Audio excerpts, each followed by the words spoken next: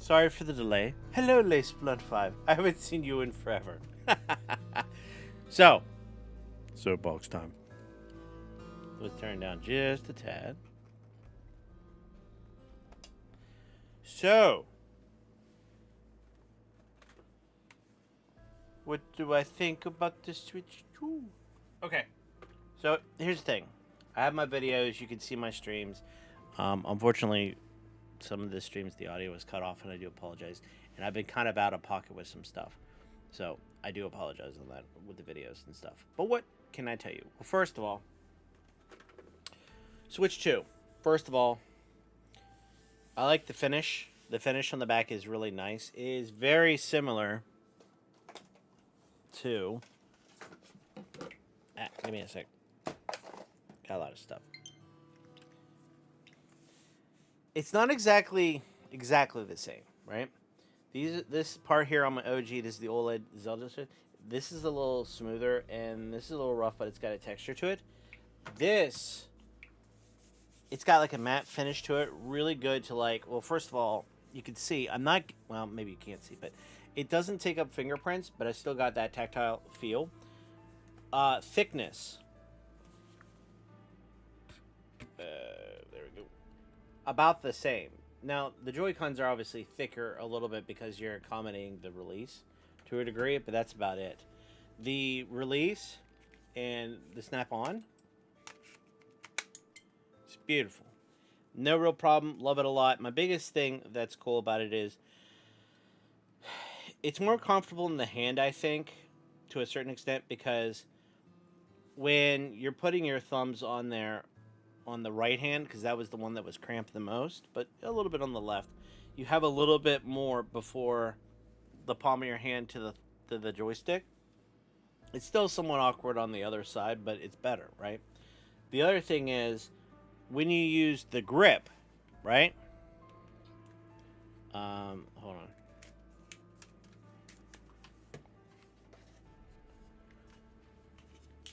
Oh, it's beefy, all right, but it's lightweight. It does not feel any much heavier. So, just to give you an idea, the form factor of this is the grip they usually give you with the Joy-Cons, feels very similar in form factor to the Pro controller from the Switch 1, with the way the grips are on the side and everything else like that. It's very, very similar in size, layout, and everything else. The only thing that's different is this joystick is down a little bit further than it is on the Pro, and the buttons are obviously a little bit bigger, and you have a proper D-pad, but it's not far off. It's actually quite respectable compared to the original Switch. Also, you have less issues of the Joy-Cons like getting in there. Brightness. Here, I'm going to show you real time here. Hold on. Cancel. Okay. OLED versus this. The Switch 2 has a OLED. This is OLED.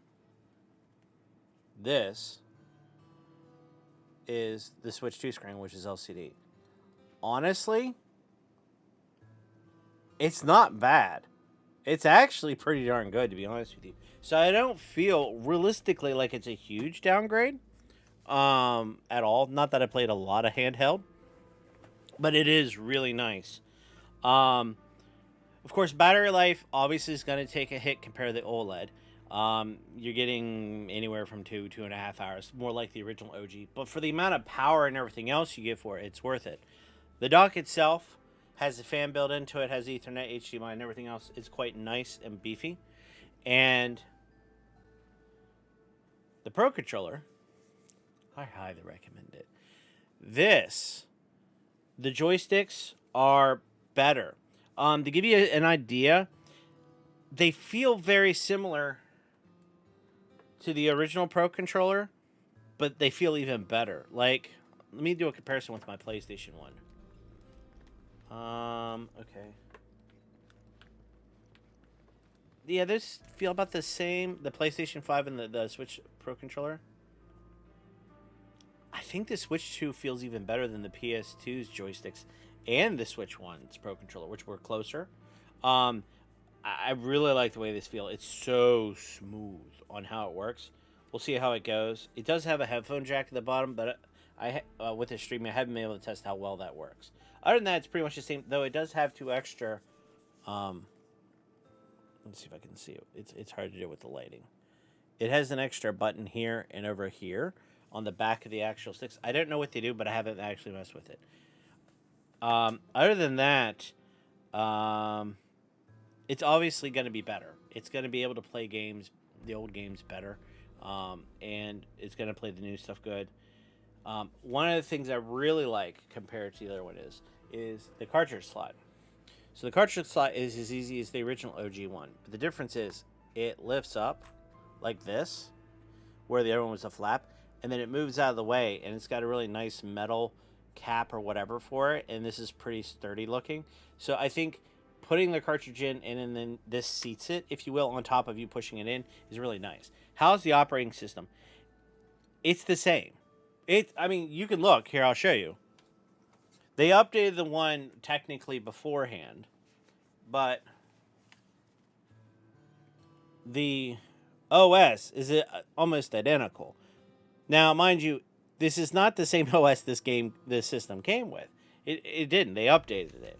The biggest thing I think they also did beforehand is they updated the shop. The shop now has live videos that when you go in there, so I've seen. We'll go over this more on Thursday and live experience this. When you go to the different titles, it'll live start playing video clips of the actual game without having to click into it, which is kind of nice. Kind of similar to like YouTube and things like that, which is really nice. But I've never really had a problem with the operating system, to be honest with you. It all works just the way it's supposed to. Now, if I'm not mistaken, I think there's a little bit of a menu music to a degree, but I don't think you can do anything like on the Wii U where you can control it that I'm aware of. Let me see. Themes. Just basic black and white, nothing super crazy. Not much that allows you to do like music change or anything like that, right? So like they haven't gone wild and crazy with that. But then again, they could if they wanted to. But I think to a certain extent, they're trying to keep the OSs, if they can, to a certain extent, somewhat same, so that way they don't do too much different for developers. Don't like GameKey cards. I hate them. I hate them with a passion. Do they work? Yes, they do. But I don't like the idea that I buy a game and then I need the internet to download it, and then long term, if they shut the servers down, you own nothing and you will like it. It's a step better than Take-Two, which they put a code in a box, which is dirty. I don't like how some of them have basically cheaped out because of the fact like Sonic Generations on Switch 1 was on the cartridge, but on the Switch 2 is a GameKey card, and they won't give you an upgrade path. Almost all the Sega titles are GameKey cards, which sucks. But part of it, from my understanding, I believe, is they only offer a 64 gig card as an option. I don't know how expensive that is. That could easily be like $30, $25 for the cartridge. And the original Switch had various sizes. Now, my thought process is it cost Nintendo a lot of money to have those different things, and maybe they were trying to avoid that. And since it's backwards compatible, they're like, well, you can make it for the Switch 1, maybe in a backwards compatibility. I don't know. I don't know what their idea or plan is. Maybe it's just for initial launch, and maybe they'll come out with a 32 gig that'd be like half the size but cheaper. But like Tetris, they have a Tetris game that would fit on a smaller cart, but it's a GameKey card. It's like, why? The game's only 4 gigs, right? That's why. And I don't like it. Part of it's Nintendo's fault, part of it's the developer's fault. So we'll see how that goes long term. Especially when you got Cyberpunk, which can fully take advantage of it. A 64 gig card that has all of Cyberpunk on it, plus the Phantom Liberty DLC, all for $70. I mean, the DLC is worth $30 up by itself. So, kind of cool. They can do all that. Now, is it going to blow your socks off and do as good as like some of these higher end PC games and all this stuff? No. But can you take Cyberpunk on the train? Not really. I mean, you could do it with a Steam Deck or something like that, or a more expensive handheld that's a Windows PC one, sure. But they're not as comfortable, they're not as light, and with the Steam Deck, I can't remember 100% if the actual performance is about the same or if the Switch 2 is a little bit better. I think it's a little bit better. Not to mention you have 120 hertz variable refresh rate screen, which is kind of cool. So that's kind of cool in that regard. Other than that, just waiting for software. The biggest thing right now, which, if you remember back in the old days, they didn't have a lot of good games on the Switch 1 except for Zelda. Cyberpunk seems to have the most problems on Switch 2 from what I've seen. Not surprising. Um, maybe, maybe not. I mean, realistically, there's a lot of people playing it all of a sudden, right? It's a new platform. My guess is maybe there are some bugs they just couldn't test, and a lot of people with a game like that that's so open world, they're going to run into said bugs. I don't think it's nearly as bad as the original stuff in the launch and everything else. From what I've seen, most of it's been pretty good for the most part. I don't think it's that bad. And again, they can always patch it if they really, really, really need to do that. But I don't think it's so bad that if, let's say, down the line the servers aren't available, the game would be unplayable. Like, I don't think it's like that. So, but I'll have to look into that. But I'm not gonna buy it for Switch 2 because, well, realistic. I already bought it and already played it. Why would I buy a second time? That just seems kind of silly. Um, it's not a massively replayable game. Oh no, Chance Cyberpunk at launch was abysmal. Trust me. Who are you talking? I had a Vegas 64 trying to play that stupid thing. I got 30 frames a second. No. That wasn't happening at all. And I wasn't even streaming. I was just trying to play the stupid game. Oh, they fixed it. Oh, yes, they did. You know how good they fixed it? They fixed it so good that when I played Starfield at the same time, it made Starfield feel horrible and old and not that great. And Cyberpunk was an older game. Let me tell you. Trying to play those two games at once was crazy. But, yeah, I still need to play Phantom Liberty. I still need to do that. But I definitely like Cyberpunk. I liked the dialogue. The gameplay was great. Some of it was kind of like, okay, they messed up a couple of things, but nothing I would hang them out to dry for, right? So, there were some things I wish they did a little bit more for, but let's be real. It was ambitious of a project to begin with, and I'm just glad they came up with what they did and put their nose to the grindstone. My only concern is, what's the new Witcher going to be like, right? We see some stuff, but let's be real. No one's going to believe anything until it comes out. Because, I'm sorry, after Cyberpunk, no one's going to believe anything until we see it. Which is the right way to handle it. We can have anticipation, be super excited about it, or have whatever opinions, but until we have it in our hot little hands and see it,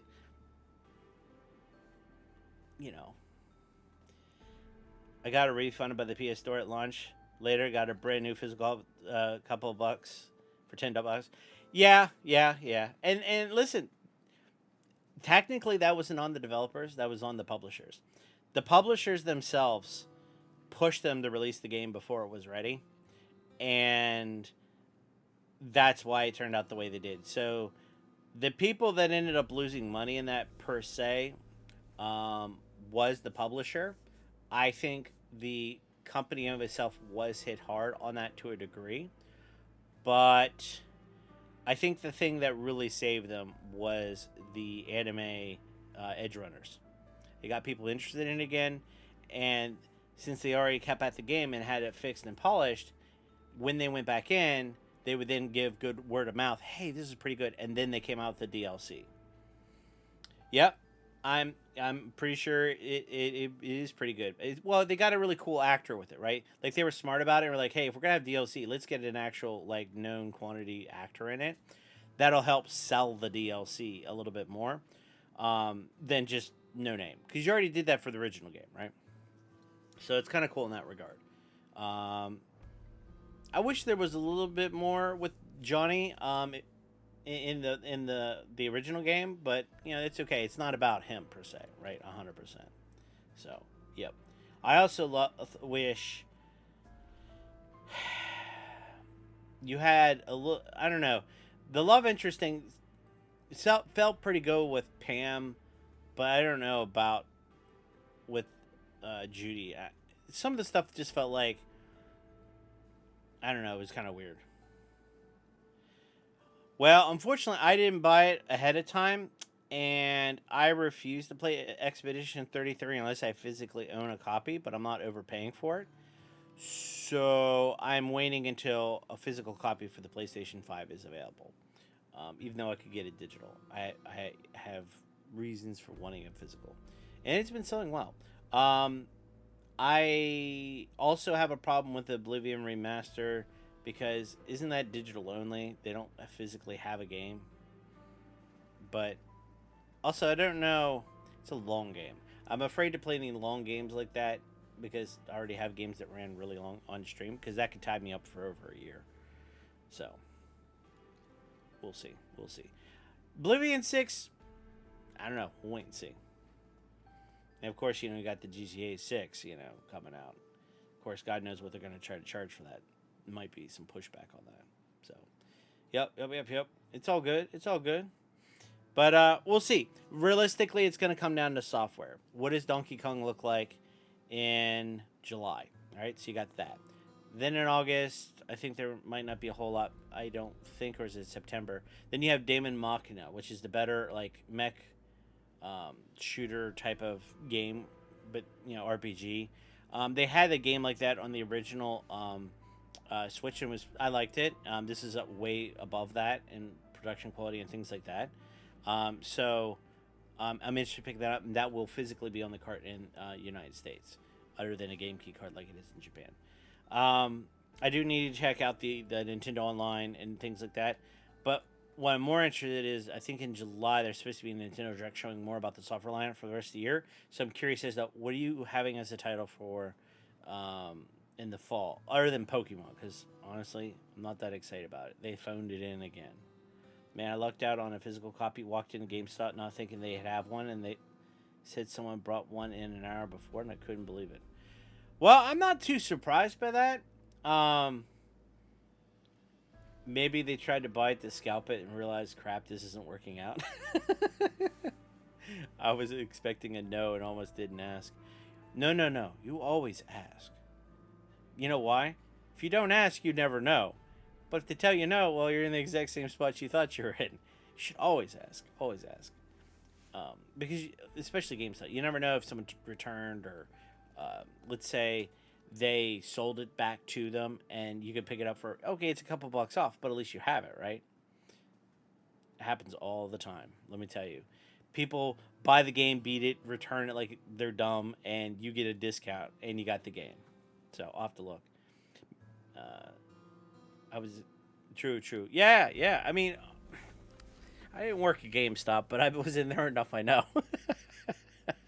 That's how I ended up with all of these games back ugh, here. Buy one get or buy two get one free. It was the Mall of America GameStop though. That one was very busy, so not too crazy surprising. Well, yeah, and that's the other thing is if you're in a better metropolitan area, just like let's say Facebook Marketplace, you're gonna have a lot more things to choose from because people get rid of stuff more easily there. If you're out in some rural area, you might not have the same options or luck as you would in those regards. But the cool thing is about rural areas is generally they may have a decent supply and there's not as demand in the rural areas as there is in the larger areas. So there's that too. Because I also have heard conflicting things where, like in the metropolitan areas, the Switch 2 was selling out, but in the rural areas, well, not so much. That they were pretty good on supply, but maybe there wasn't as many people that would buy a huge, expensive system. Because they're like, oh, 450 for this, you got to buy Mario Kart, so there could be easily be another 80, 50 bucks, whatever, because maybe they didn't get the bundle. Then, I don't want Joy-Con, so I'll buy a Pro controller. So now you're looking at like six something. Then you're like, oh, I want the webcam because that looks fun and cool. And then you realize, crap, I spent too much money and I don't have enough for another game. So there's also some of that affecting things. But I heard Cyberpunk 2 or 2077 is the best-selling game on the Switch other than Mario Kart, which I'm not too surprised. But as time moves on, that will change. I mean, it's no different than what I think happened with Legends of Breath of the Wild. So, but I'm very interested because even though they did the Donkey Kong game, they got a Mario game in the hopper sometime Just don't know when that's coming out. So, yep. So I like the Switch 2. It's cool. It'll do stuff. The other thing I like is the stand. Someone told me this, which I thought was really cool. Because it's shaped like this, if you take the headrest out of your car and then put it on there and put the headrest back in, you now have a Switch that can sit there on the back of the seat and you can play. I was like, oh, I could actually do what they actually showed us in the original Switch 1 trailer. Never released an attachment for it. So, yep. But Mario Kart's cool, but that only gets you so far, right? You get in a bunch of people over, and it's cool. You know, that's nice. Well, I am glad to hear it's a success because realistically, here's the thing. Xbox is sort of doing this thing where they're like, hey, here's the Xbox OS or something like that for this Windows handheld. So it's like an Xbox handheld. And it doesn't sound like they're releasing anything powerful anytime soon as the next gen. PlayStation has an extra flag, like when they make games and they develop them. They have one for PlayStation. They have one for PlayStation Pro. They have one for the VR thing, I think it is.